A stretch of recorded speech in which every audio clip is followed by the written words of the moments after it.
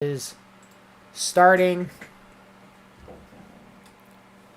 All right. Hello, fellow travelers, and welcome to the Hard Light Network. Sorry about that, guys. Had some crazy technical difficulties tonight. I don't know what's going on. It's a little bit wild, but we're back at it. We've got the stream back up, and we got some serious stuff to talk about. I'm not gonna let the technical difficulties win on this one. We've got some stuff we got to get into. I've got some stuff I want to cover, and damn it, I'm not hanging up the show until I get my stuff out of the way. So, we're finally gonna cover it. We're finally gonna cover the issues that are important tonight, and we're starting here with Andrew Tate. Now, before it got cut off, we talked a little bit about Andrew Tate's first statement here, but we're going to go back through it real quick. Andrew Tate, on October 7th, as soon as the Hamas attack on Israel kicked off, he's posting, there is but one certainty in this mess. There is no God but Allah, and Muhammad, peace be upon him, is the messenger of Allah. So Andrew Tate is planting a flag. He's staking a claim. He's making it known how he feels right off the rip. And for the chat, for anybody watching, I'm going to be rolling right through this because we've lost a lot of time to these delays. So we're going to roll through these first couple segments, and then we'll slow down when we get to the last part with the Drake stuff. That being said, Andrew Tate posts same day, October 7th, Allah commands justice. He retweets another post that said from Muhammad Ali at Chainless Slave. May Allah aid and protect our brothers and sisters in Palestine and free them from the oppressors. Have no doubt that the victory of Allah will come. Educate yourself about their history, raise awareness, countering the lies, make dua, and support with what you can. Now, this is interesting. This is an interesting little tidbit of information to get here. So, Andrew Tate retweeted this, and my questions here is, what does he mean about educate yourself about their history? What does he mean? Raise awareness, countering the lies in parentheses. What's that seems a little bit Andrew Tate's Fed posting on Maine. It seems like. Yeah, I haven't. I don't follow him. You know, we got into this with the red pill stuff. I was never a Tate bro. So don't know much about what's going on with it, but yeah, it seems that way. Yeah, I don't know. We might want to consult the ADL's spreadsheet. I think there might be some dog whistles in there. Oh, most definitely. Yep, most But definitely. what's interesting is that that's like Andrew Tate on Maine. This is not an alt. This is not a fan account. This is his actual legit official account, and he's reposting this stuff same day. So I mean, or not same day. This is 2 days later. This is October 9th.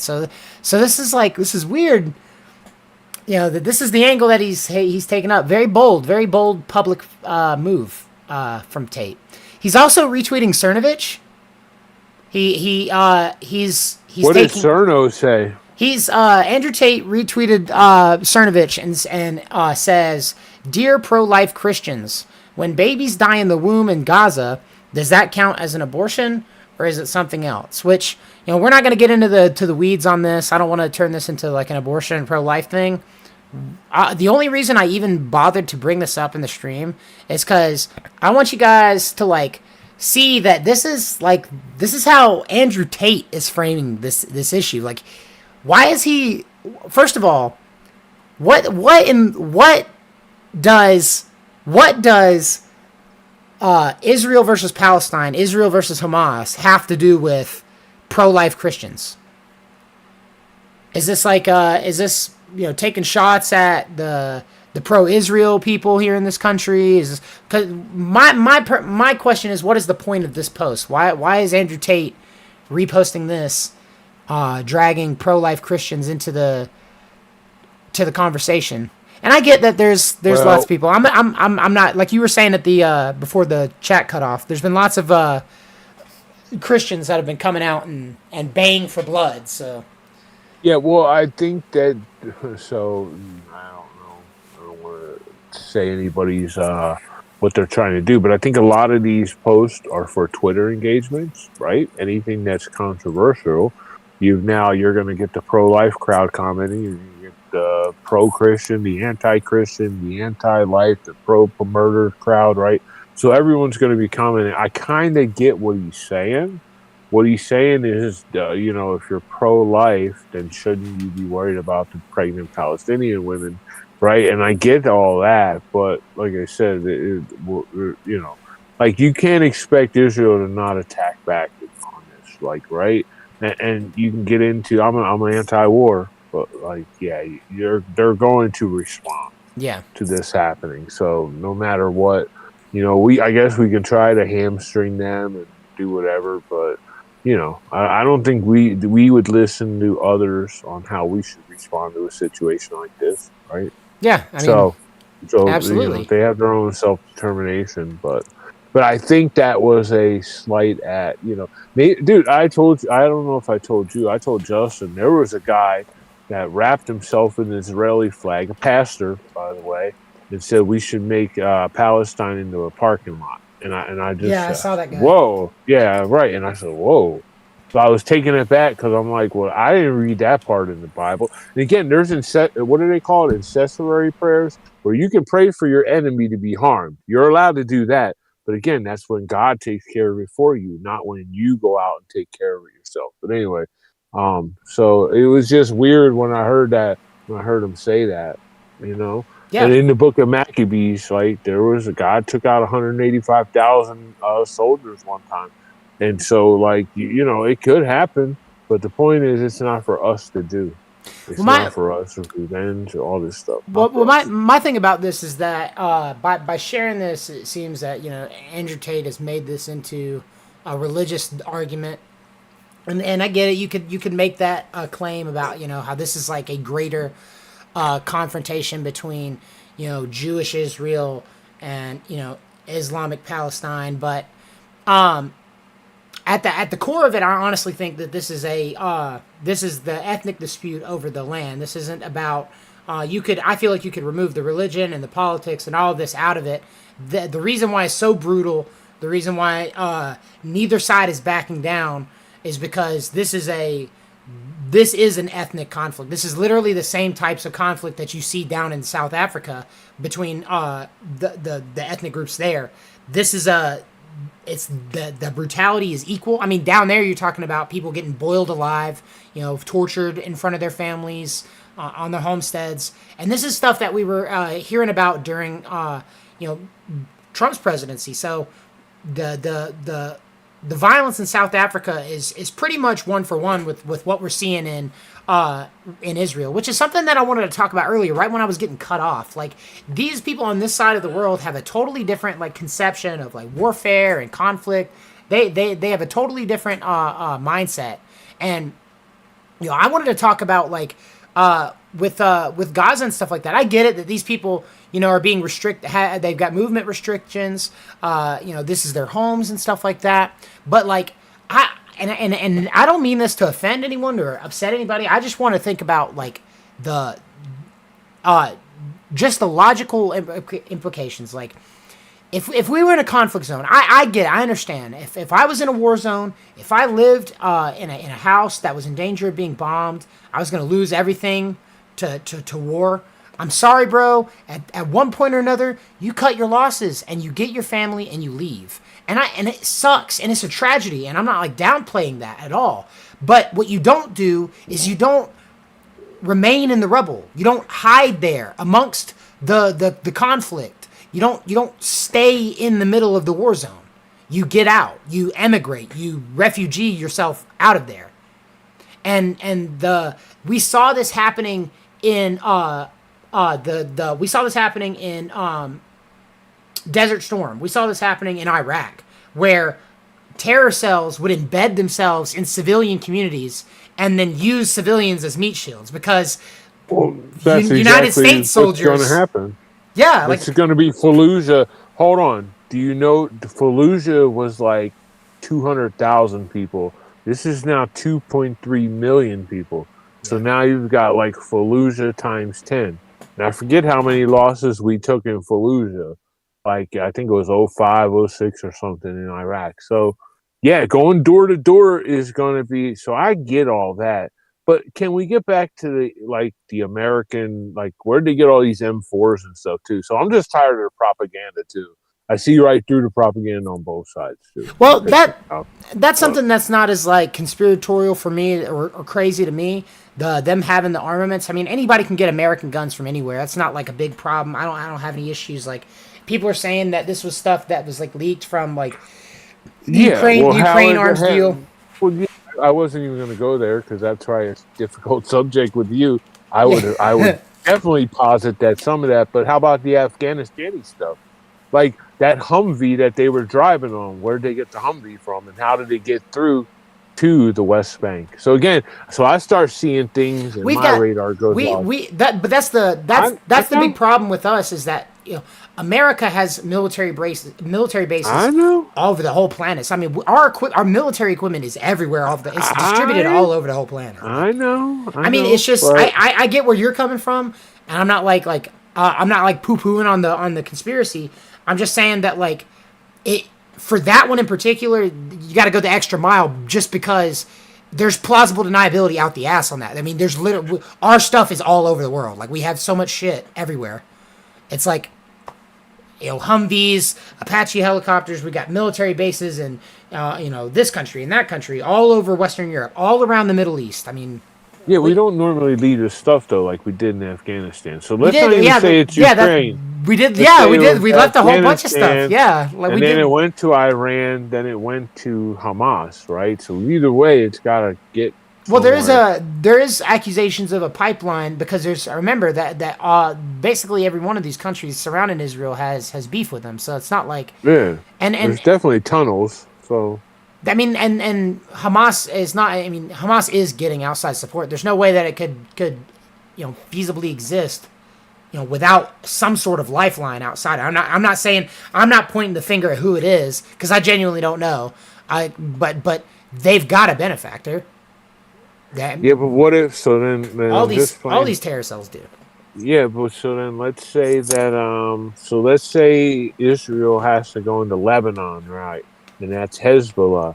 So and Hezbollah is Iran. So then what if they make a strike on Iran? Is that justified? What do you think?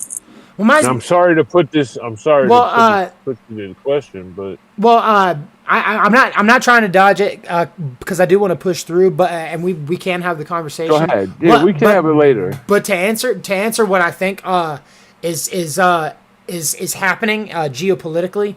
I've talked about this on Intrigue before, and I've talked about it on the show before.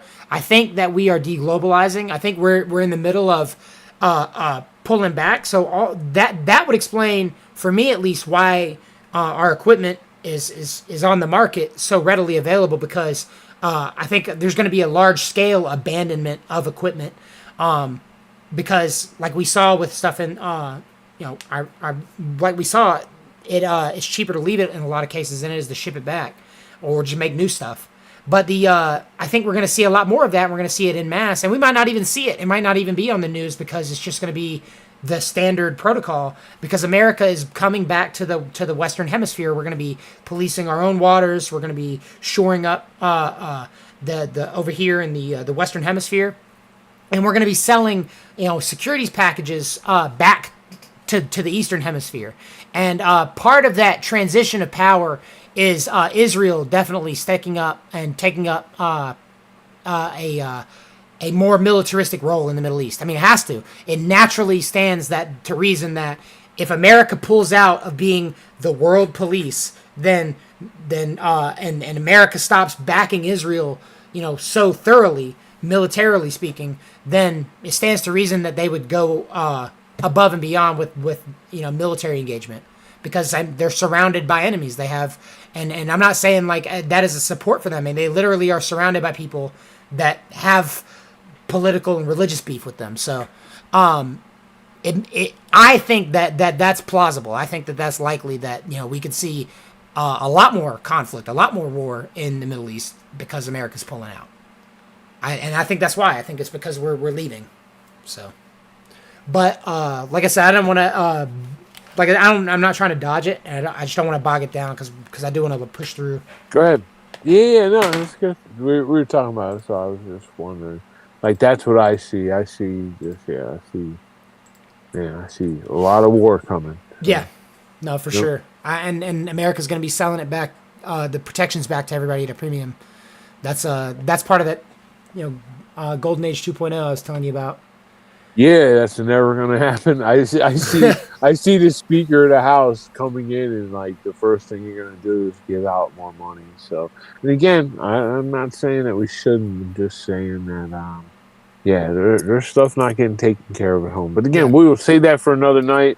Let's get But back check it. into Yeah, the, Andrew Tate. yeah. We're What do you about to got wrap going up. on? We're about to wrap this up on him. He says people instantly believe what the media believe the media when it suits their narrative. Look at what the bad guys did.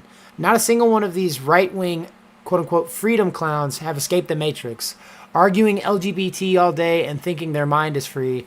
No wonder they all cucked for COVID. So, this is Tate's. He's like lashing out at all sides. Like he's lashing out at the right wing. He's lashing out at Christianity. He's lashing out at black people because here's one. These stupid liberals shouldn't say Black Lives Matter because all lives matter except Palestinian lives. So I mean, he's going full victim complex. He's like planting his flag. He's Romanian-born man from England, guys. He is not trad Middle Eastern goat farmer Muslim dude. He is not preying on he literally joined the club a year ago. So it's like I get the grift and like I don't want to be like the guy that's calling into question someone's religious sincerity, but like the guy found Islam in jail. He's grifted to the Islam thing despite building an empire off of selling drugs and women. And this is stuff that he has admitted to openly. This is not like a secret. This is Andrew Tate's own words that he got his start by selling drugs and it didn't work out for him because he got robbed.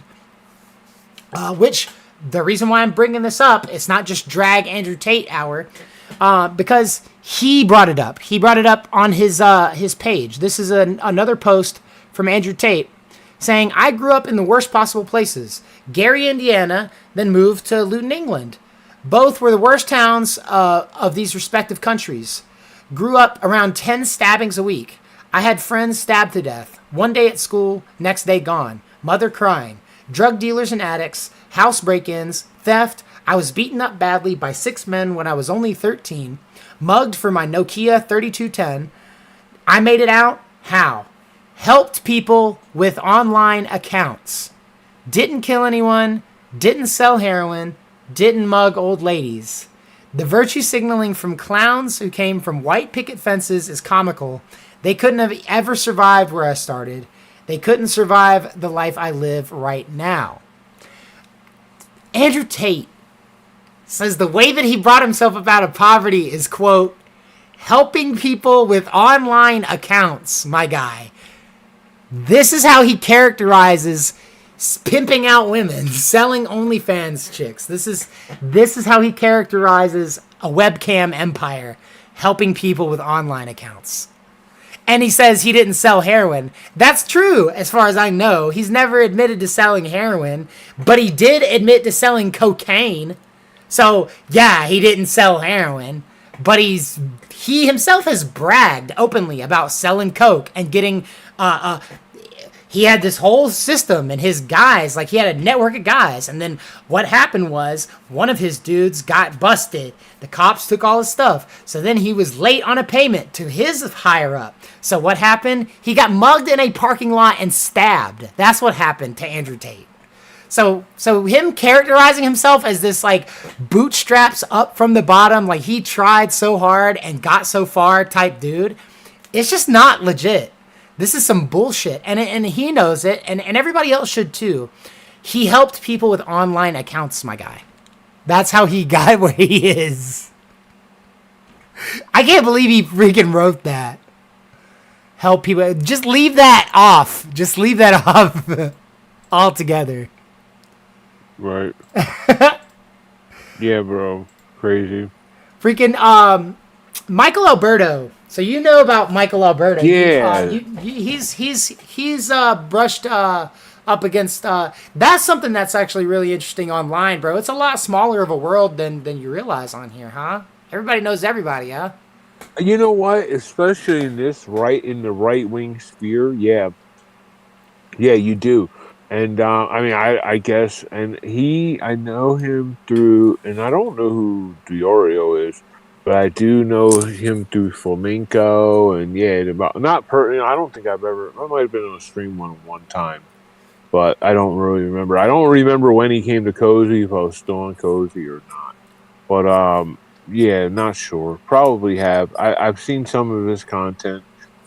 He gets into a lot of the drama sphere stuff, right? Yeah, Basically the sector. He's part of the yeah. sector lore. Okay. Similar types of groups. I don't know if anybody really likes Michael Alberto, even the people that like have him on. Like he went on Ralph, and he was like dealing with technicals and stuff like that.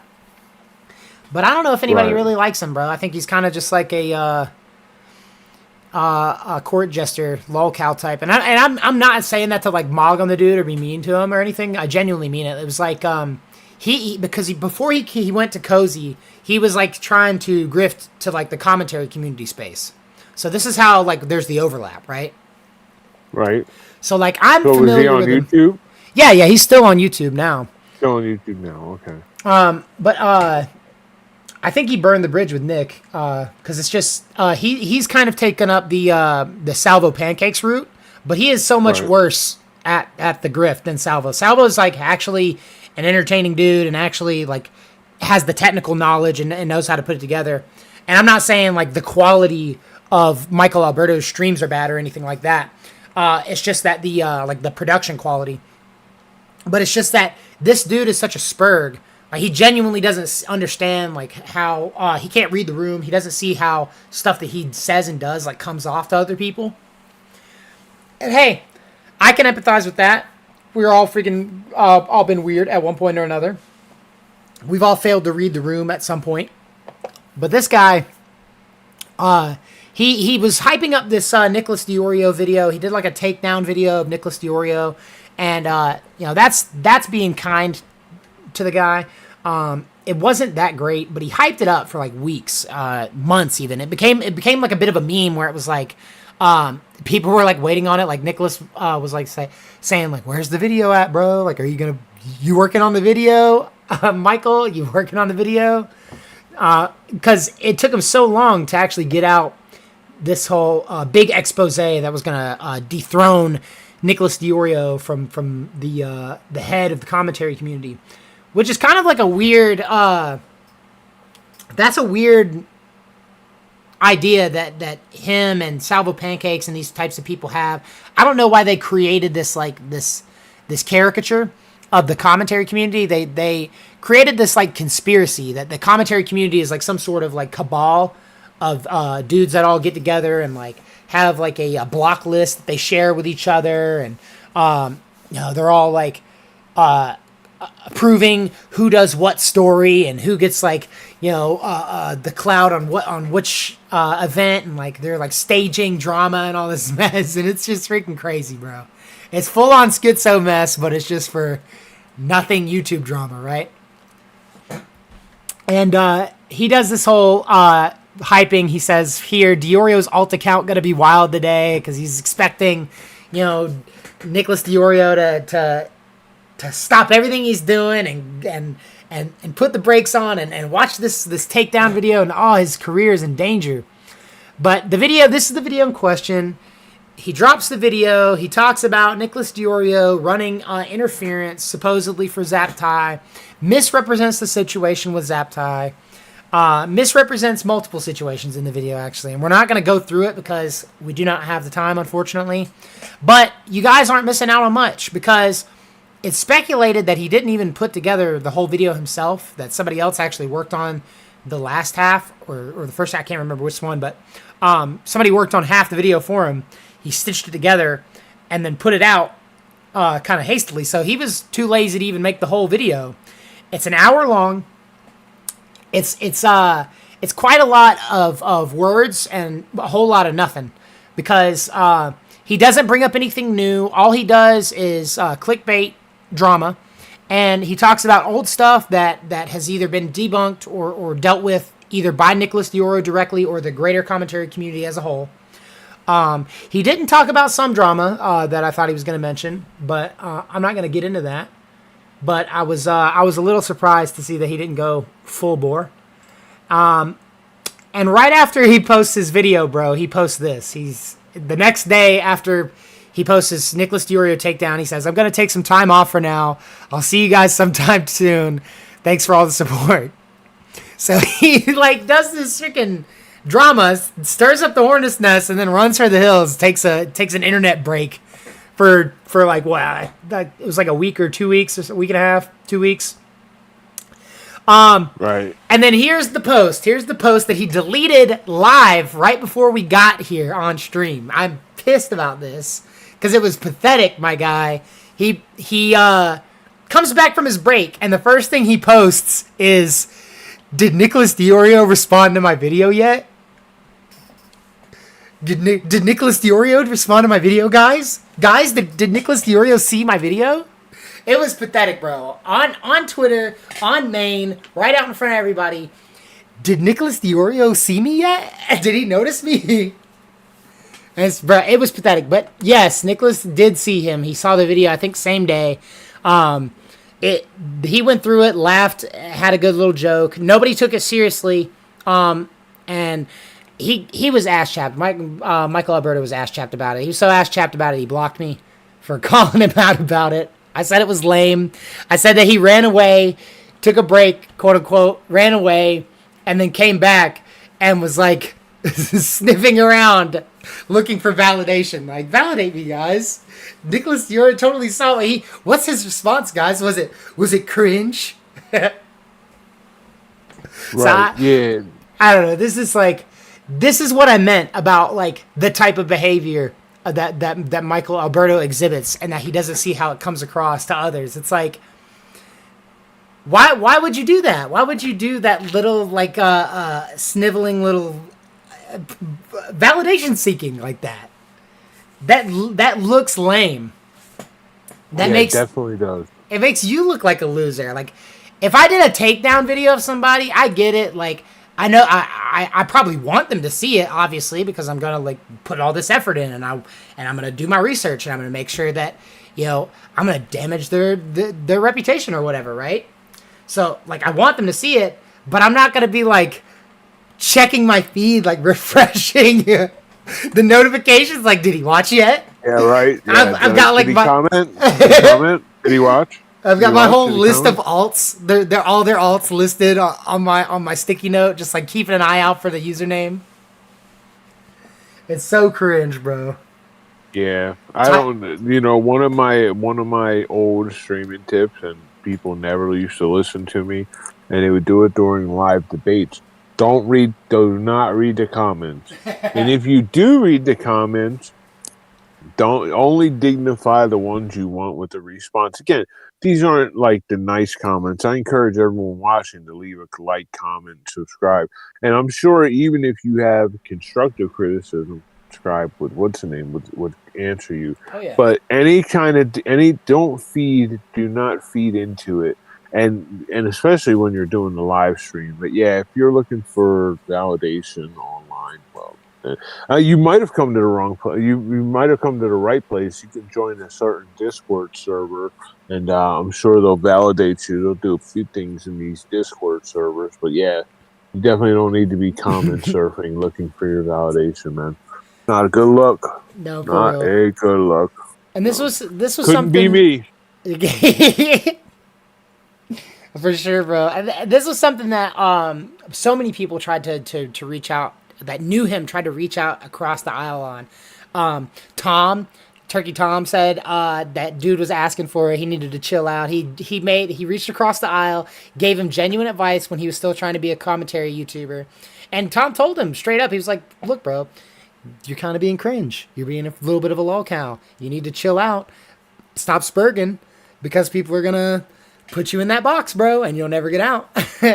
And Michael took that as like he took that in the worst way possible. He took offense to Tom's genuine advice, which is big part of the reason why I follow Tom, by the way. Like, the whole reason I sub to his channel, the whole reason I tune in and watch all of his streams whenever I can, is because he drops these like golden tidbits of information, bro, about what it's like to be a streamer, how to be build your YouTube, his personal experience. There's lots of stuff you can gain from that. So, whenever there's like a serious tuber that's always dropping those little nuggets of wisdom, bro, I always subscribe, and I'm always like taking notes for real. So like to see him like just totally pass up on the golden opportunity, bro. Like he had the connections. That's the crazy part. Is like the guy was like in it. He figured out how to like get into the community. He knew all the people. All he had to do was make mediocre content. Mediocre content. And he could have like risen to like crazy heights and gotten good numbers, gotten a decent little paycheck off of it. He didn't have to do nothing insane, but he wanted to do these like go for the jugular takedowns on people. And, he wanted to emulate Salvo Pancake's model, where it was just like expose the people closest to you for their personal shortcomings and stuff. And he was like jumping on rumors and hearsay without verifying stuff. And, it's the same thing that he did in this video with Nicholas, which is why it's so funny. And people have just like, they haven't blackballed him. It's the same thing with Salvo. Nobody's blackballing anybody. There's not like an industry union that you can call up and like prevent YouTubers from getting work. Well, there actually is. You're just not privy to it yet, bro. Maybe. I'll let you get the number, bro. Maybe. Once I hit 1,000 subs, I get monetized. Then the club. Then you get the number, bro. But you get a low level number, bro. Then you get 50,000, 100,000. I'm trying to get initiated, bro. I want to be in the club. You're gonna be blacklisted with Salvo. Bro. Sorry. I know. I'm sorry, bro. I don't make the rules. I tried to sling mud on my way to the top, huh? It's the Illuminati, bro. Keeping you down. I'm telling you. But that was my drama with Michael Alberto. Boy blocked me. Sucks. You hate to see it, but I mean, is that really like? That was kind of lame. I called him lame. I said, "This is sad, bro," and he blocks me. I literally said, "This is sad, bro," and he blocks me. Yeah, I've not. The only people I block are people that I find annoying, like Karine Jean-Pierre. Like when I see something, who is writing Biden's tweets, by the way. She posted from her account, she posted from her account, but she posted like, "Hey, as the president of the United States," yeah. And it literally went to her Twitter, so she just had her phones mixed up, so she didn't switch accounts or log out or whatever, but. Yeah, there's certain people, Rob Reiner, there's just certain people who I will block. But I never block anybody I got smoke with or anybody who makes a comment. Yeah. Matter of fact, I spend way too much time arguing with people online. Like my take on that, self-inventory.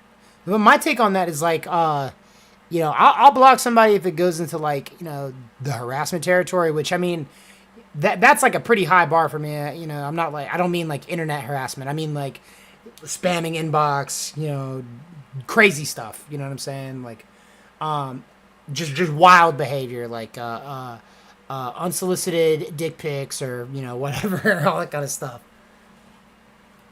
But if someone comments on my post and is like, "Hey, bro, your video sucked," it's like. Cool, bro. Tell me why. Because I genuinely want to know. I want to hear the feedback because, like, I already know there's going to be haters. But this is like Tom, and I keep bringing up Tom because he's going to be popping up later in the show, even. But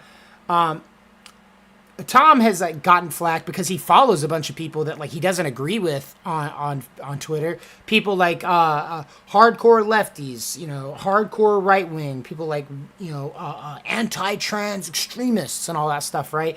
And like people have tried to like cancel Tom on a couple of different occasions. Like it's like light cancelings, like give him the finger wag of shame on Twitter, but just because he follows them.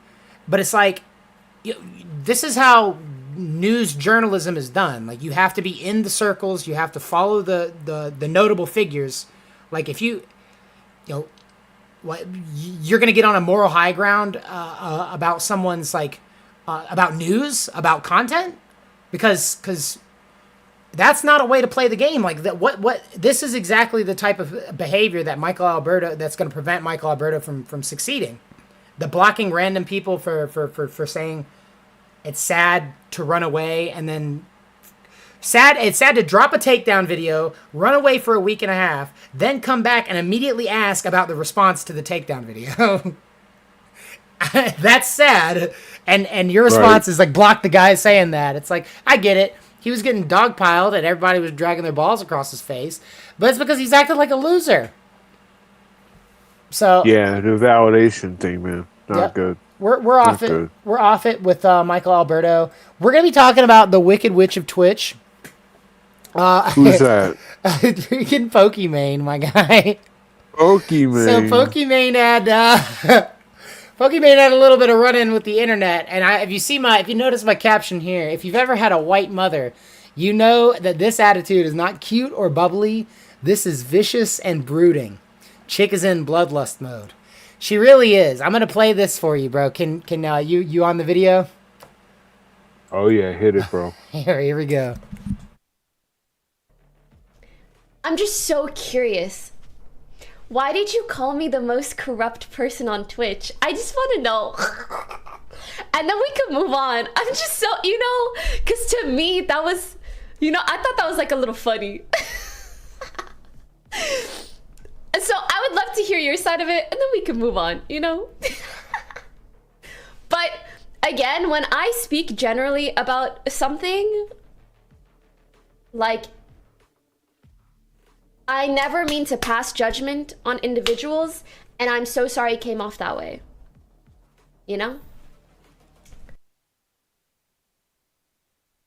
I'm straight up the Wicked Witch of the Twitch. Where's the cackle? Why did you call me the most corrupt person on Twitch? I just want to know. Bro. Yo. This is like... Yo. You ever see like a chick go like... Who is this chick, bro?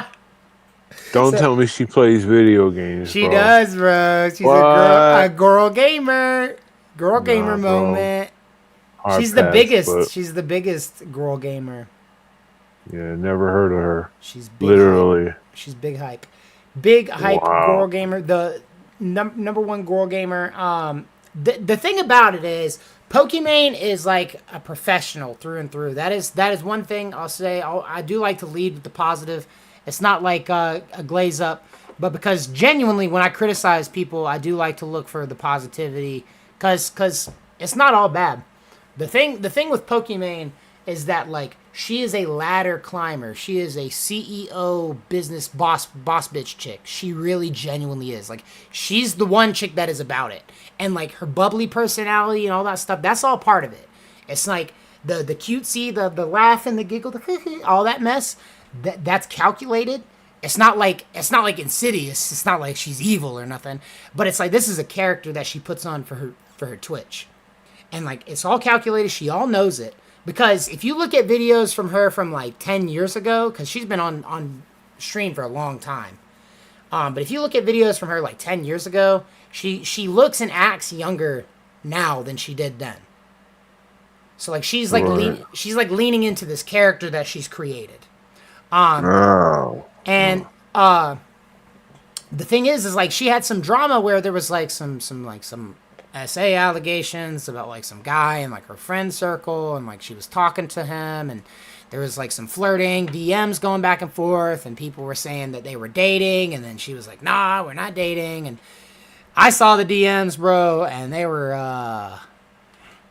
spicy. They were spicy, my guy. I'm not gonna say that. Really? Yeah, I'm not gonna say that they. I'm not gonna slander this woman's name, but I saw what they were typing to each other. You think she makes a good sandwich, bro? What type of sandwich you think?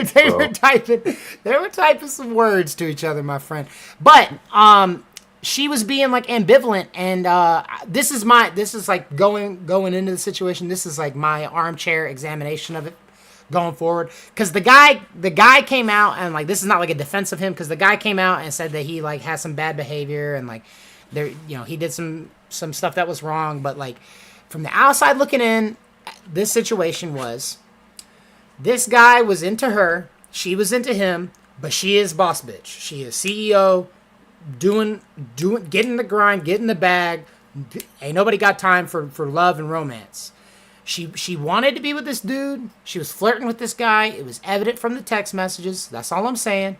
And she kept being the hot and cold with him because she didn't want him to she didn't want the relationship to get in the way of the Twitch money. Because if she comes in, you know how it happens, girls, they talk about they got a boyfriend or whatever, they halves there goes half the Twitch. Oh, yeah. There's all the money. So, and I get it. Hey, that's a business decision she made. She wants to remain single. That's her prerogative. If she wants to do it for her brand, that's her prerogative. But the consequences were that she was hot and cold with this guy. So he got into a little bit of a downward depressive spiral. It caused some bad behavior in his friend group, and they had a falling out. But that showed me that situation, completely unrelated to this, but that showed me the type of chick that Pokimane is, because they did all these like public statements, and the guy that she freaking broke his heart came out and made a public statement defending her, and I was like, damn girl, like you really got the NDA on everybody, like you've got the she did PR damage control hardcore. She also has zero issues copy striking people. She will copyright the hell out of you. Just to take you down. You better not play any of her dishwashing videos. You know what I mean? Would she play Dishwasher 9000? I think it was Overwatch. She was an Overwatch streamer for a while. Did she play Valorant? I don't know if she plays Valorant. I don't watch her, so I don't know what she plays now. But I think she got big on Overwatch. But yeah, she was a girl gamer, bro. So, but I bring this up because, like, look, this is like charm school mean girl behavior. This is like she wants to go for the jugular, but she's got that uwu mask on, you know, so she's like it's all behind the mask, and that's what that little is. Person on Twitch. I just want to know. Ah, man. She's like covering her mouth while she does like the face splitting in half smile, like the Junji Ito cannibal chick. Like she's got the evil intentions, my dude. She does. She's like, she wants smoke with a guy called Trainwrecks. He does gambling streams. I think he's over on Kick now? Is it Kick or Rumble? He's on Kick, I think. But he's like one of their big signatories, right? So dude does gambling streams. It's a big controversy, and Pokey has taken up the moral crusade against gambling streams, right? It's wrong and encourages gambling. It gets kids addicted, all that kind of stuff, right? But, you know. Meanwhile, buy my whatever she's selling. You know. Yeah, she does the old odd, like, bend over in the chair, something fell down, gotta go pick it up, you know. Right. And she knows, but, you know, she's not like, she's not the worst offender. She sticks pretty close to the cute uwu gamer girl stuff. She doesn't go full bore into the Oh no, why would you? Amaranth level stuff. So no. They keep them. No, why not? Yeah. Just keep them. You know. She was part of with the clothes on. Yeah, she was part of that deepfakes controversy where that guy came out and was talking about that. That's kind of when I heard about her. So yeah, you know, that was, and that's again like that was her going into PR mode again because her brand was in danger. So I was like, no, you can't sex up the brand. You can't make it degenerate and grody. Pokimane is cute uwu brand. It's not Coomer brand. It's uwu brand. So she went on the defense with that one, but that's all with Pokimane. That's literally just it. She just freaking she went vicious mode. The mask slipped a little bit, cracks are showing, but she reined it back in. She pulled it back into character. We're moving on. I got into it again with another big YouTuber, Boogie. At this point, me and Boogie went back and forth on Twitter just a little bit. Boogie, no. Boogie, no. You can't really blame him too much because he'll pretty much he'll throw anybody a bone, right? If you say something remotely critical of him, he'll break the fast and he'll come for you, bro. He'll make sure you know real quick that he's a nice guy and he's not doing anything malicious or manipulative. Yeah, didn't he have a fight? Did he win his fight or did he lose his fight? He lost. I was rooting, and that was the thing. I was a Wings guy. I was rooting for Wings, bro. I was so glad that Jordy got the freaking win, the W on that. I did. I was supporting Jordy Jordan the whole time, homie. I was like, hell yeah. Wings of redemption arc for real, homie. But it wasn't. He went back to his lame stuff. I think they're doing the LOLCal stream. That's coming. That's coming soon. We might have to do a react stream to the LOLCal stream, because that's going to be fun. The LOLCal podcast is coming on, and I'm excited to see that. But, yeah, man. Boogie filming outside of the mom's graveyard again, the crypt again. Doing it for views, bro. Look at him. Yeah, is that what that is? Look at him in the dang graveyard. He can't even help himself. Yeah, I don't know, man. Damn it, Boogie.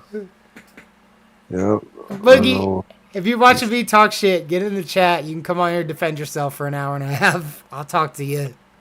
I don't know who. I might have had Boogie. Might have came on, or no? Who was it? Man, Vito. Vito came on one night. Vito, I think, is a big Mr. Girl defender. Mr. Girl. Yeah, Vito is a Mr. Girl defender. So we had him on one night. But I think I'm confusing my big guys. I think Vito's a big guy as well. I don't think I've ever had any interaction with Boogie. I don't think. Boogie's the guy that got into it with Frank Castle. He pulled out the gun and fired it into the air. Got arrested, had the whole court thing about it. Frank Castle came to his house. Boogie popped off. He got big. So he attributes most of his like fame and celebrity to the Francis videos. And I don't know, maybe. I'm not gonna argue the point. I just feel where I came onto the scene as far as like Boogie's career, he popped up during Gamergate for me.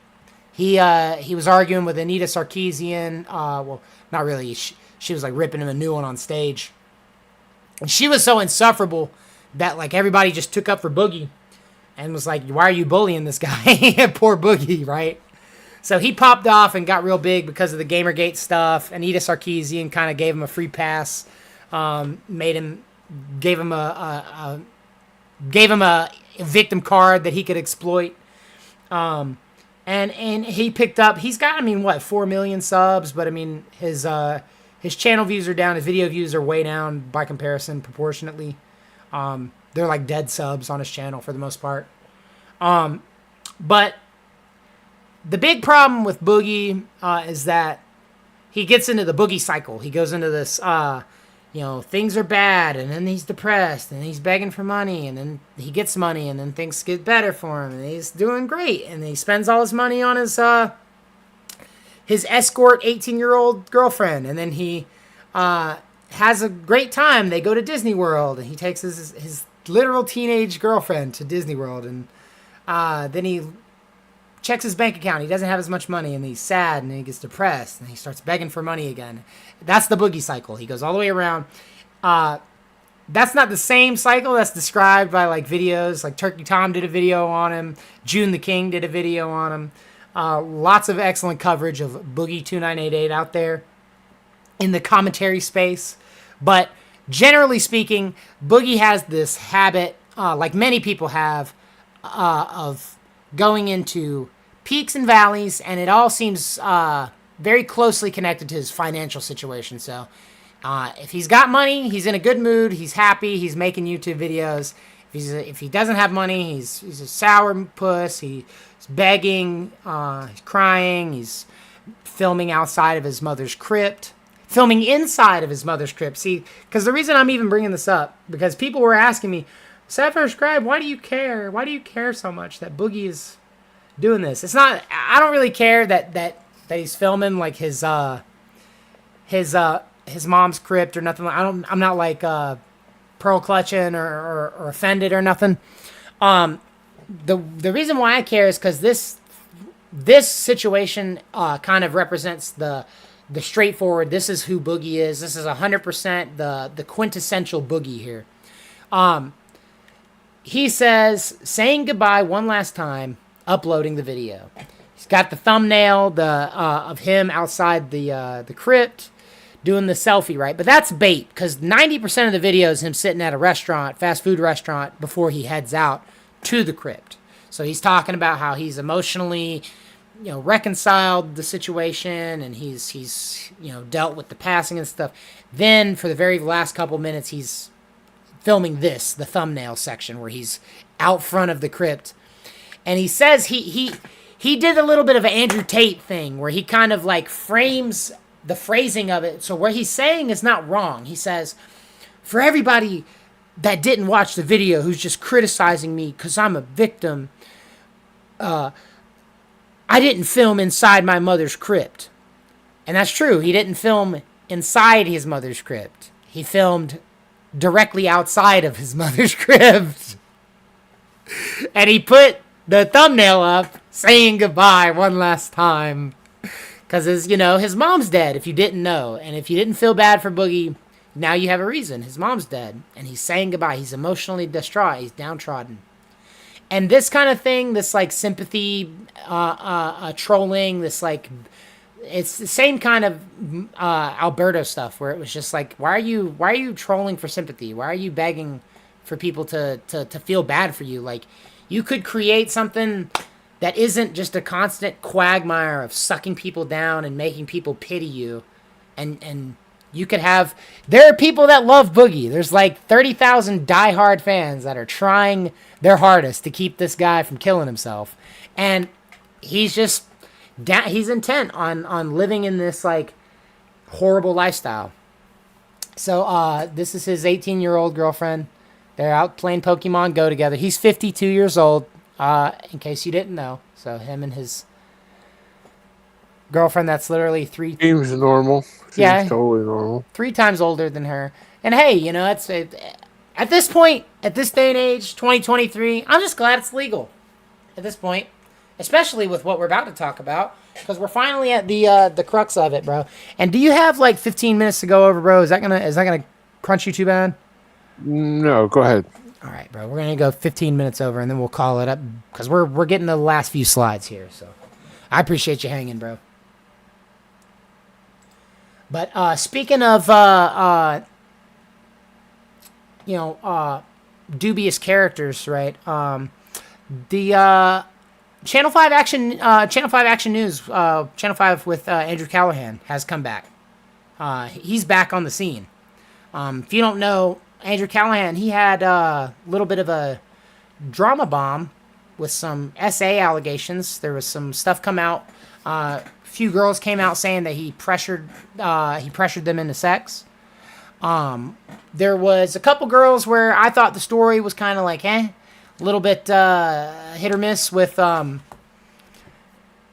It was kind of like it was a regret situation. There was a couple girls. I'm just going to be straight up with it. My opinion was there was a couple girls that, he came through town, hooked up with them, blew through town and left. And then when they found out that he was doing that everywhere he went, they got mad. Reasonable happens. He was telling these chicks that he was, oh yeah, I like you. Oh, you're so cute. Oh, whatever. Get him in the door. And then when he would hang out with them, he was like, oh, let's go into the back room. Let's get in your car. Let's hook up. Let's nuzzle. Let's make out. Just pestering them, right? And for the first couple allegations that came out, it was relatively like, hit or miss whether you could believe something illegal happens. Did something like, sus happen with every single one of these chicks? Yes. He even admits it in his like apology video that he did, right? So he come out and did an apology video talking about how he was going to go into the 12-step program for Alcoholics Anonymous, and he was going to take a step back from social media and stuff. And I covered the whole drama. This was actually the first commentary thing that I really did on YouTube. And it was actually the reason why I felt so strongly about this was because I was a big fan of Channel 5. I had watched Channel 5 since like his first couple uploads. Like Andrew Callahan, I loved his channel, bro. He had excellent content. He would go and interview just random people from all these different like cons and political events and stuff. He's like did the like this one right here is the QAnon shaman coming back to his hometown and putting on an event, right? So he reinvents himself and he shaves his head and he comes back out and he does this QAnon video after this SA allegations, right? But I actually covered those allegations on Turkey Tom's channel. So this is the first time I went on Turkey Tom's channel to do some coverage and talk about like a topic. But you can actually see me up here in the video, bro. The Tingus McMingus. Bring me on, Tomothy, the Sapphire Scribe, right there. There's my super chat up in the top left corner. Nice. So I got up in there. I got up on the show. Yeah, he was accused of and this is it. Harassment. We're gonna watch a couple of minutes of this. But this is me on Turkey Tom's channel. This is his channel on Tom Dark. Go check him out if you haven't already. If you don't know who Tom is, please check him out. I love his channel. Been on his show many a times, upwards of 20 times at this point. I've been on his channel, but this is the first time I went on his channel where I was able to actually contribute some content instead of just having a good chat. But yeah, we're gonna watch a couple minutes of this because this was a cool night. The Channel 5. We haven't talked about it. You guys talk about the Andrew Callahan stuff, the Channel 5? We haven't talked about it, no. I do know, like, what... I do know about the allegations. My buddy Brandon Buckingham made a video about it. Andrew Callahan has a reputation of being an internet good guy. He claims to be a non-biased journalist with his finger on the pulse of society, when in reality, his fingers may be somewhere far more sinister. The internet's favorite vagabond is being accused of coercion, manipulation, and assault by multiple women all across America. Do you guys know Ratlobber? Do you know who Andrew Callahan is? Yeah, I'm familiar. He got accused of like dirty touching or something to that, right? Yeah, I mean just more broadly, I guess he's like this like documentary YouTuber who used to run this thing called Channel 5, All Gas No Breaks. He was kind of heralded as like a really great YouTube content creator, and he was accused of I think assault, harassment by like 5 girls or something, maybe 10. I think I've only seen two main ones that have talked about it, but yeah. So there were 2 main ones, right? But then there were several other ones, and then around like 5 to 10 anonymous accusations. So there's like a handful of like, you know, he's like begging for sex. He's being real cringe. 2 of them are like they were like a little more serious. They were like he was violent with them and that kind of stuff. And then like several of them were just like anonymous. So, I mean, I kind of just ignore. One of the anonymous ones was it was kind of crazy. They claimed he like met some 17-year-old girl and like went to a bar with her, and then he was like grabbing her like behind the bar to like try to fuck her, like damn.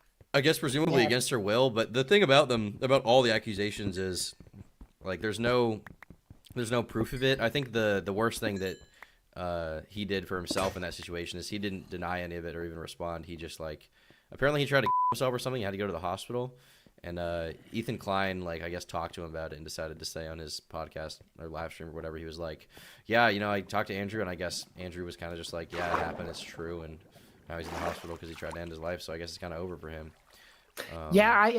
I covered it actually a little bit today. I made 2 videos on my channel, and essentially like what I thought was interesting from yesterday was that he was dropped from HBO as like a professional link, so he's not gonna be working with them at all. Yeah. So that's interesting because like that's like his professional relationship. They're kind of close to him, so it's like I don't know, that makes me think there's like something there, but then that just we just don't know about, you know. I mean, the thing about that, even if like maybe there is something there, is like companies will also just drop you. No! Yeah. Dude, I died in the game. Holy fuck. Well, it's a good thing. It's a good thing I made you that bed so that you don't respawn in the desert.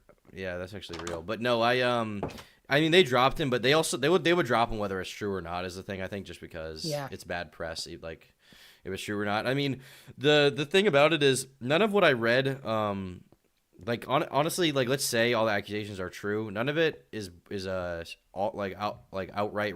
It seems to me like the worst one was the one where he was the worst one that we actually have info on from a person that we know is a real human being and like isn't like he said like this person said this and I'm retelling their story. Like the person who actually retold their own story was like he was in her car and like Yes. he wanted to fuck her and she was like no, and then he like got aggressive with her and I think he put his hand in her pants or whatever was what happened.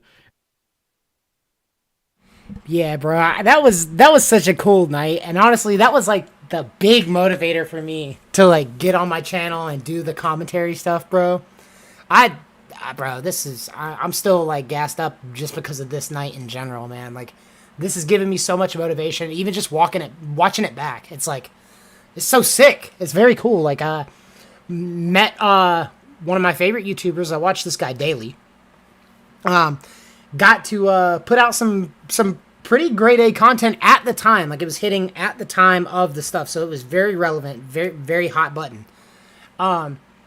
And it was in the middle of a raid from Dumpy's channel, so Dumpy stream is watching, I'm watching, I talk about my channel. He uploaded it to his channel, so this is sick. This is like big W for me, makes me feel really freaking good about my stuff.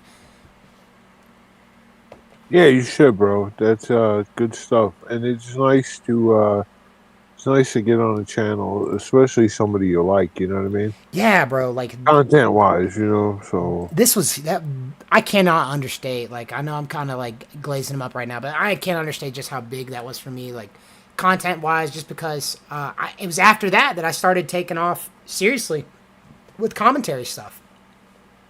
I started Nose to the Grindstone, you know, Pedal to the Metal, bro, and I started pumping out videos because, and I emulate a lot of Tom's style because he's got a really practical setup.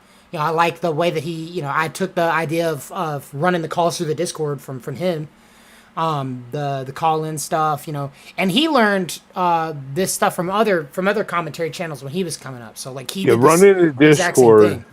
Yeah, you get like whatever problems you had tonight, and then, you know, it still says the internet, although you haven't dropped off. It runs so much smoother. We used to pay for StreamYard, and I'm telling you, I don't know if it's not mobile friendly at all, but it would. I mean, Discord just runs seamlessly. It seems there's never a drop, there's never a lag. You can use camera, you can use screen share. You're gonna have to give me some pointers on OBS.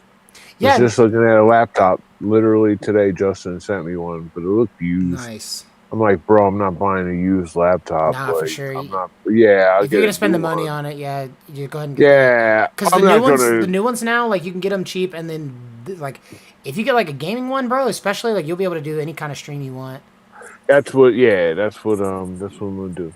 But we'll wrap it up. We got 10 more minutes to finish it up, and I want to talk about finally the big hot button issue, the Drake stuff. I'm just, you know, finally at the point where, you know, we can talk about the Drake stuff. So we'll wrap it up. I have no idea what's going on, but yeah, fill me in. You'll see this will be the whole thing, and go ahead. and then we'll end it. I'm gonna go ahead and I'm actually gonna clip this part.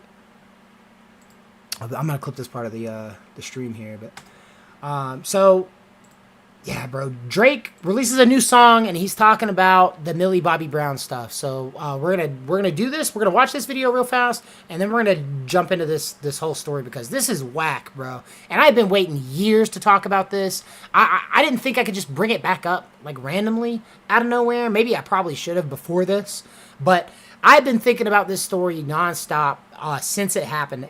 5 years ago was when this story first dropped, and it really pisses me off because he got away with it, flagrantly out in the public eye too. Like this, and I feel very strongly about this. You know, this is all allegedly. The allegations are coming from mainly people in the comment sections and your boy himself. But I think this is just gross, and I want people to see it. So we're gonna get into this right now. Is firing back at people criticizing his friendship with actress Millie Bobby Brown. In another late night, one of the songs off Drake's new album, For All the Dogs, which was released on October 6th, the 36-year-old addresses his friendship with the actress, who is 17 years younger.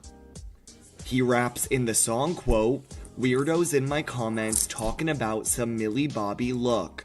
Bring them jokes up to the gang, we get to really flockin'. Or send a finger to your mama in some FedEx boxes." Fans were first drawn to the Degrassi alum and the... So this is how this resurfaces, right? So it's like for years, no one's talking about this. It's completely out of the news. This was big story when it first popped off, but all of the news media did sweeping for Drake. This was like big cover up, like, and no, it wasn't just like your standard cover up where it was like, no, this is fake. Oh, this is just rumors. People are just being some type of way and gross. They put it like out on display as if it was like totally normal and nothing wrong with it. People were like cheering and laughing and goading it on like it was perfectly acceptable behavior. And I know that I'm getting a little bit heated about this right now, and I'm genuinely not trying to spurg out about it, but it just makes me so freaking mad, the stuff we're about to get into on this. This is one of the biggest celebrities in the music industry right now. And he's been acting like this, bro. This isn't anything new. So he brings the story back up. All this stuff went away. 5 years old, this story is. And he brings it back up in a music video, in the lyrics of one of his new songs. He drops the song. So as far as I'm concerned, he's talking about it. It's fair game. It's public at this point. Like, he released a whole song talking about the allegations. So, I mean, I'm going to do my due diligence and explain exactly what those allegations are. So he said, those weirdos in my comments talking about some Millie Bobby Brown. What would they possibly be saying about Millie Bobby Brown in Drake's comments? They would be saying that he's a weirdo and that he's the one that has got the issue because he is a grown man, 17 years older than Millie Bobby Brown. She's 19. He's, 36 at this point. So what's the issue? You might be asking. Well, 5 years ago, she wasn't 19. 5 years ago, Millie Bobby Brown was 14. And 5 years ago, Millie Bobby Brown did a public interview where she said this about Drake. What about your relationship with Drake? Tell me about your friendship. How did this all come about? I love him. I met him in Australia, and he's honestly so fantastic and a great friend and a great role model. You know, we just texted each other the other day, and he was like, "I miss you so much." I was like, "I miss you more." He's coming to Atlanta, so I'm definitely gonna go and see him. I'm so excited. Yeah. You and Drake? That's awesome. That's awesome. What advice does he give you? Like, what does he say? About boys. He helps me. What? Yeah. He's great. He's wonderful. I love him. What's his advice with boys? You know, that stays in the text messages. This is like princess vibes. Thank you. Right now. Thank you so much. What the hell is that? 14-year-old girl texting Drake. This 31-year-old man at the time, by the way. Just want to state that for the record. This 31-year-old man is texting privately this 14-year-old girl, "I miss you so much." What the hell is that, my dude? Yeah, You've got a teenage girl, right? And there's no way that any 31-year-old be taking 31, bro. And so there's a proclivity to this now. There is, and I don't know if it's the anime twisting people's brains. Literally, I was in a Discord the other day, and a teacher was advocating for lowering the age of consent. And my exact comment was, listen, man, that's kind of like a supporter of child labor wanting to lower the age of child labor laws. It's weird that you're in that profession and that's what you're worried about. You're not worried about getting more funding for schooling. You're not worried about this. You're worried about age of consent. And it's weird to me. I think there's no problem with 18 years old. So I'm just jacked up because she's on this public interview. She said, "I'm texting Drake. I miss you. I miss you so much. I miss you more." They're doing the cute little "I miss you" texts, which is like she sounds like a teenage girl, which is fine. and like, because she's a teenage girl, right? I'm absolutely certain that she doesn't see anything weird about this dynamic because she's probably starstruck. This is like, remember, 5 years ago, this is Drake at his biggest. This is Drake at the peak of his career. This is Call Me on My Cell Phone. This is like the Hotline Bling, the whole song. Yeah, you gotta go back to the parents too, though, bro. Like, how did they let their 13-year-old give their 31-year-old? We are going to talk about that because she did a response, and like the response was like, it sealed the deal for me. Because like, first of all, this is like where I know I'm getting hung up on the whole Millie Bobby Brown, 14-year-old, and them texting, because that's what she's admitted to. But like, bro, that's all I need. That's all I need. And I'm not saying like, it's just like, I'll even give them the benefit of the doubt. And because I've got this opinion, I do feel like you can have relationships with younger people, meaningful relationships with younger people, but not sexual ones, not romantic ones. You can have mentorships. You can have situations where young guys are learning from older guys. Like you see that in the trades a lot, right? Like the foreman would be an older guy, and the younger guys are like hanging around them. They go out, they get beers and stuff, and it's like, again, it's a situation where there's a significant age gap. So you could be like, oh, their generations is different. You know, what do they have in common? What they have to talk to you. You can bridge that gap. You can bridge the age gap. And like in gaming, bro, you could talk to people 15, 16, 17 years old about gaming. There's nothing wrong with being in like a Fortnite lobby. If you're in a lobby, what I'm saying? Right. Yeah, especially Fortnite. You're going to encounter kids. I only play solo. I'm so bad at Fortnite that I don't want to crap up somebody else's team. But the point is, if I was playing squads and a kid popped on there, that's fine. But I wouldn't say, "Hey, let me get your cell phone number so I can text you." And text you. I miss you. Right, I'm like, bro, you weren't on Fortnite. I miss you. Once you even get into getting the child's phone number, you have like, bro, there's no need for that. So even you're talking about mentorship. And mine is going through confirmation right now. Right. So she volunteers at the church, but there's no 31-year-old men that are, you understand? And even if it was in a church capacity, you better put me, CC me into this, what's your name? This message. The three of us could have whatever conversation you need. You don't need to have that privately. So the fact that was even happening is weird. I won't go into the Drake stuff. We could have a little thing about the rap. Maybe we shouldn't on YouTube. We'll do it on our channel, and we'll post it, not to YouTube, and we'll talk about Kanye, and we'll talk about all these rappers. There's definitely some weird stuff going on with rappers. So. Yeah, bro, and I'm down for it because like this is not just Millie Bobby Brown. Like he was in a relationship. It's rumored that he was in a relationship with Kylie Jenner, and that their relationship, they hooked up before she was 18. And like there's evidence that like they knew each other. It's like tangential, and I'm not saying like it's like a smoking gun. This is just like part of the allegation stuff. This is allegedly, right? But like Drake did a Sweet 16 performance at the Jenner's household, like so he would have known Kylie. Like it was for her Sweet 16 party, and it was a surprise for her. But like he was there and met her and knows her, has been in her house when she was 16 years old. So it's like, okay, well he's hanging, and this is when he was like 26, 27. So he's like hanging out at the house with for the 16-year-old Kylie Jenner. Okay, all right, Sweet 16. They're rich. They have it like that. They could just get Drake to do a private show. Okay, that's fine. I'm not gonna. All right, I'm not gonna get in crazy conspiracy theory and casting couch and say that parents are selling their daughters to rich and powerful men for influence. I'm not gonna say that. All I'm gonna say is that he's hanging out with a lot of young girls. He's hanging out with Kylie Jenner at her Sweet 16 party. Kanye said that that Drake and Kylie slept together behind Travis Scott's back when they were dating. So there's that. Kanye stuck his neck out and said something about it.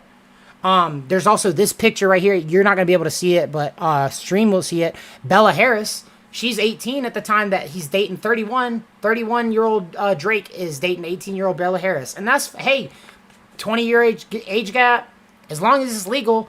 I mean, I don't like it. It doesn't vibe with me. It's not my deal. I wouldn't be dating no 18-year-old at nearing at 35, you know what I'm saying? But at least it's not legal. At least you're not doing anything wrong. But the problem with this is that it was speculated that like Bella Harris and Drake started hooking up before she was 18, that he groomed her into a relationship. And like this is a trend at this point where he's like hanging out around these like young women, and like in the picture on the stream he's like hugging up on her. Like this is clearly romantic. This is much more physically intimate than he is with Millie Bobby in their pictures together. So it's like she's 18, he's 31, and this is the same time he's talking to Millie Bobby Brown. So here's the kicker, right? Drake bought out a restaurant, a whole restaurant, so he could have dinner with a female guest, right? And people were saying that this female guest was this 18-year-old Bella Harris, right? But it was just rumored that they were dating at the time. They weren't public. She comes out and said, no, they were dating. It was public at the time. She comes out and says, no, I wasn't there. I was working in New York. So she denies that she was there, but Drake was hanging out in a bought out restaurant with somebody at the same time, 31, at the same time as he's texting 14-year-old Millie Bobby Brown, and him and his date left in separate vehicles. So why you got to rent out an entire building for one chick, and your girl, your main squeeze, the public chick that everybody knows about, is for some reason saying that she wasn't in New York. She wasn't there. She was in New York. But you got a whole restaurant and you're being sneaky. I'm not saying that he was there with Millie, but I'm just saying that's hella weird that he's hanging out around these chicks and he's got to do these like secret dates or whatever. That's odd. I don't know. Maybe he just wanted some privacy. Huh? Maybe I'm digging into too deep, but I just think it's hella shady and shifty. And Millie Bobby Brown came out with her defense. I'm going to get this picture off the screen real quick.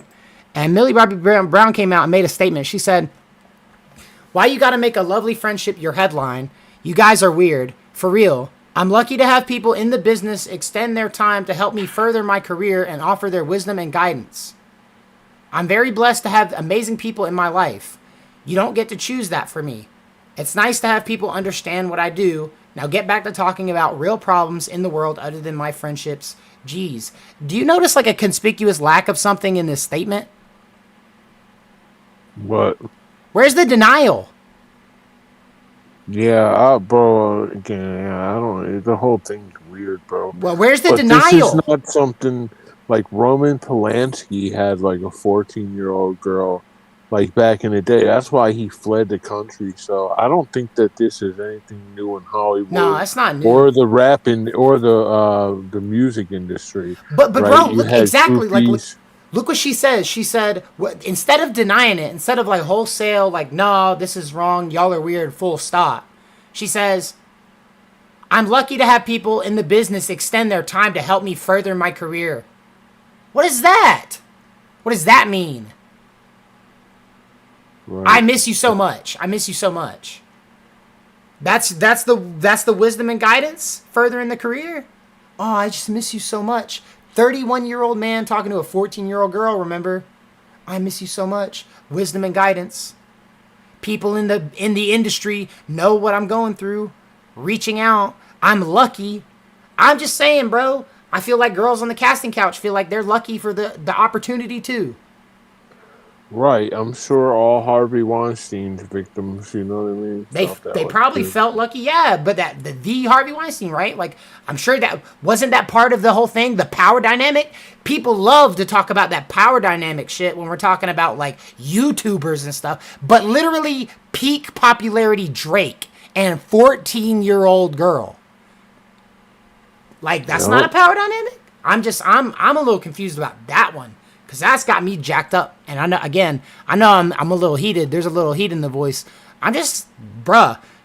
She said, to all the supporters, I love you guys. Thank you for supporting me. Many thanks to you guys. Sending love wherever you are in the world. No denial. This was her only statement about it, and she moves past it. Nothing's ever said about it ever again. It's dropped until Drake, as of a couple days ago, released a whole ass song talking about these allegations, this stuff. him hanging out and texting, "I miss you so much" to a 14-year-old girl. Why would you bring? First of all, if you were guilty of that mess, if you were accused of that mess, you're not even guilty. You're accused of that mess, and then you get away with it. The whole media is clapping. That man, you saw what that man in that video said. He said, "You and Drake? No way!" Like, you and Drake what? You and Drake what? Like, he's talking about celebrity power couple, not little 14-year-old girl hanging out with a grown man, bro. He was like, he didn't know how to react. He thought he was talking to a celebrity. He was talking to a 14-year-old girl. Right. So he was like, "Oh, you and Drake? That's so wild." Because it was literally all he saw was like this celebrity with millions of followers and this celebrity with millions of followers in the same room together. Not this 32-year-old, 31-year-old man texting, "I miss you so much" to a 14-year-old. And I don't know. I'm off that point because what I got next is the nail in the coffin for Drake. We can argue about 17 all you want to. I feel like 17 is a hard no. I feel like 17 should always be a hard no. I feel like you avoid a lot of stuff if you put a hard no on 17. But some people want to argue about 17. Some people want to say 17 is okay. Some people want to say 17 is the age that's fine. That's a great area. People advocate for European, like 15, bro. Like, I'm telling you, bro. Those topics are normally conversation. So Discord. I'm saying right now that me right now, 17's a hard no. But I gotta put it out there, bro. This is the video. Look at this video. Look at this video of Drake at this concert, bro. Are you watching? Yeah, hold on. Let me see. I got it small. I can see it though. Purple. Go. How do I make it bigger again? Go ahead. I can see it small. Tia, where you from? Y'all make some noise for Tia from Denver, y'all. You look very nice tonight, by the way. I like curly hair. I like your hair. Stand right there. Just give me like 2 seconds. I'm gonna get ready for you because I gotta be ready for you.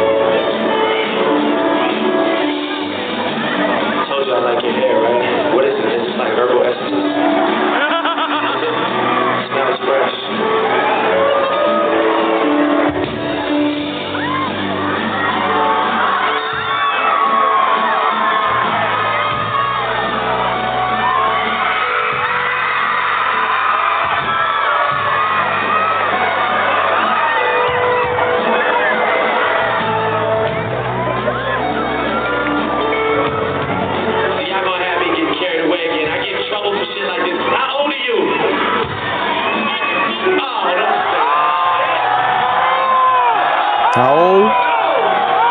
17.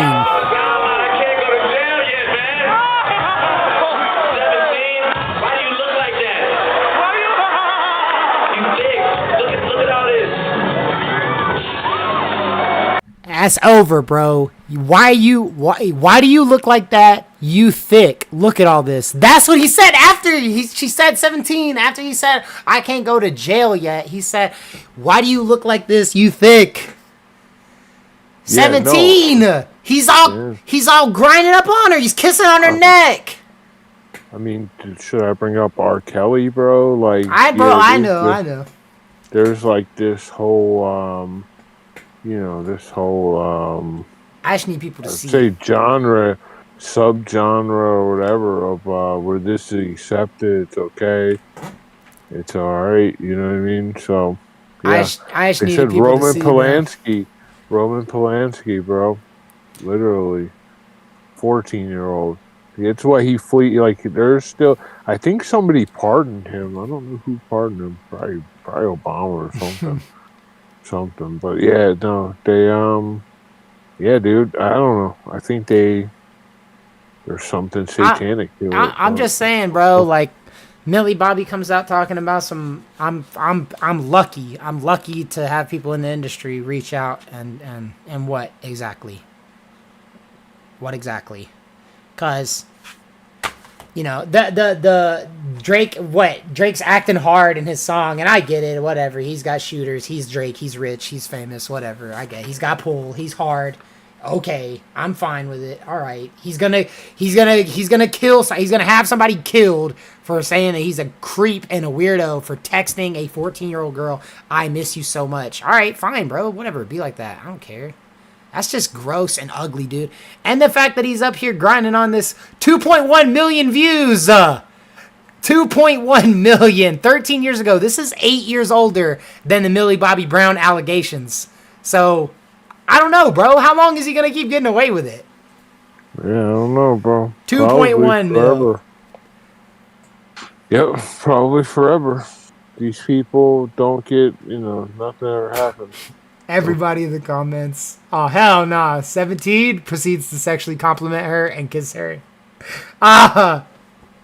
It's just like he wanted to fill her up, even though she admitted that she was only 17 and did not ask him to kiss her and talk to her inappropriately.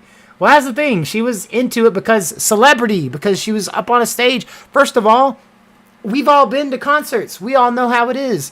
When a chick goes to a concert and she gets called up on stage, that's like the biggest thing for her. That's the night of her life right there. That's the night of her life when like her celebrity crush or her like what's it? Imagine one of the girls from imagine a K-pop stan gets pulled up on stage. Right. It's just wild. Like, yes, she didn't have to ask.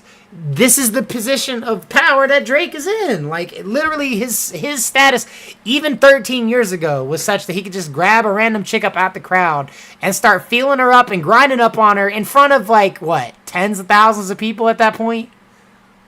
That's wild, bro. And I get it. There's like a thing. It's a different type of vibe or whatever when you're there. But, like, bro, he said, you're 17. Why you look like that? You thick. What? It's over, bro. That's the nail in the coffin for me. I'm done. I'm done with it. I've said everything I need to say about Drake because... It's over, Drake Bros. It's over for Drake Bros. Drake Bros on Suicide Watch. Suicide Watch. All right, homie. I'm going to let you get out. I'm going to let you get to it, bro. I got to run, bro. I appreciate you having me. Of course, bro. Justin was going to ghost us, bro. Yeah, it's all good. I'm going to send you that Islam video. It's crazy. I got some other stuff, too. I will send you to the Discord, you know what I mean? Mm-hmm. And thank you for having me. And, let's see what we can get into next week. If we do a stream this week, I know you're busy, but I don't know. We may do an impromptu or something. But then again, he may disappear on me, so let me know for real. Yeah, we'll get something together. You got it, bro. This way we can be a little more spicy, a little more picante. Yeah, that's picante. All right, homeboy. I'll talk to you later. Thanks for having me, bro. Yeah, man. Have a good night. Appreciate you, bro. You got it, bro. Yes, sir. Alrighty, fellow travelers. I appreciate you guys all watching. I know we had some hella bad technical difficulties, and I'm going to try and offset that by clipping some of these videos tonight. I'm sorry about the show, the standard of the show. This is not the quality of the show that I aim to bring you guys. This is bull crap. I got cut off. The deep state is coming after me. Both Hamas and Mossad are coming for my stream at the same time. YouTube is axing it. Mark Zuckerberg is putting me on a red alert, bro. It's over. Carson literally said in the chat I was going to get DDoS denial. So he gave a warning first thing at the start of the show. But nah, I appreciate you guys watching here. For everybody who watched, I appreciate you guys liking and subscribing and commenting. There was lots of support on the front part of this video, and that's huge for me. So regardless of the technical difficulties, I'm glad we didn't miss the show tonight. I'm glad we didn't just give up on it and stop. I'm sorry that we missed so much time, but I really do appreciate you guys so much for coming into the show and hanging out. contributing and stuff. I just felt like I had to talk about this. I'm sorry it took me so long to get into this, and I got into it on the back end. But I'm going to clip this video for you guys, and I'm going to put it up on the main channel so you guys have a chance to see at least the Drake stuff, because this is some serious stuff right here. And I might rework it, but I think this is going to go up on the main channel as is. But I appreciate you guys so much. Thank you so much for watching. Remember to like, subscribe, leave a comment, and share. Get the interactions on.